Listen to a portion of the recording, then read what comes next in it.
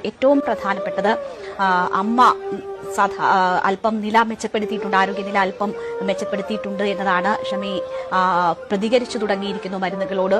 ഒപ്പം തന്നെ പോലീസിനോടാണ് ആദ്യ മൊഴി നൽകിയിരിക്കുന്നത് എന്നതാണ് മനസ്സിലാക്കുന്നത്. എന്തായാലും അത് കട്ടിലിൽ നിന്ന് വീണ് പരിക്കേറ്റു, ഡോക്ടറോടാണ് വെളിപ്പെടുത്തിയിരിക്കുന്നത്. കട്ടിലിൽ നിന്ന് വീണ് പരിക്കേറ്റു എന്ന്. ഈ ഇപ്പോൾ നടന്നിട്ടുള്ള സംഭവങ്ങൾ, അവരുടെ പ്രിയപ്പെട്ട 14 വയസ്സ് മാത്രം പ്രായമുള്ള ഇളയ കുട്ടിയെ ഉൾപ്പെടെ നഷ്ടപ്പെട്ട വിവരങ്ങളൊന്നും തന്നെ അവർ അറിഞ്ഞുപോലും ഉണ്ടാകില്ലായിരിക്കാം ഒരുപക്ഷെ. എന്തായാലും കട്ടിലിൽ നിന്ന് വീണ് പരിക്കേറ്റു എന്നതാണ് ഡോക്ടറോട് പറഞ്ഞിരിക്കുന്നത്. അമ്മ ഇപ്പോൾ ഡോക്ടറോട് ഉൾപ്പെടെ പ്രതികരിച്ചു തുടങ്ങിയത് കട്ടിലിൽ നിന്ന് വീണതാണ്, അങ്ങനെ പറ്റിയതാണ് എന്നാണ് പറഞ്ഞത്. കാരണം മകനും പറയുന്ന ബന്ധുക്കളൊക്കെയും നഷ്ടപ്പെട്ട വിവരം മകനെ മൃഗീയമായി, നേരത്തെ സൂചിപ്പിച്ചതുപോലെ ഈ പറയുന്ന 13കാരന്റെ മുഖം കാണാൻ കഴിയാത്ത തരത്തിൽ വികൃതമാക്കിയ അവസ്ഥയിലായിരുന്നു ആ നരാധവൻ ബാലനെ കൊലപ്പെടുത്തിയതെന്നുള്ളത് നമുക്ക് സമൂഹ മനസാക്ഷിയെ ഞെട്ടിക്കുന്ന ഒരു വസ്തുതയാണ്.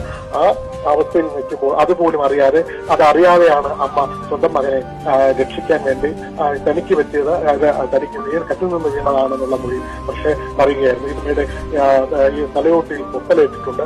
പക്ഷേ തലയോട്ടി പൊട്ടി മാറാത്ത കാരണം ഒരു സർജറിയുടെ ആവശ്യമില്ല എന്നുള്ളതാണ് ഇപ്പോൾ പ്രാഥമികമായി നമുക്ക് അറിയാൻ കഴിയുന്നത്.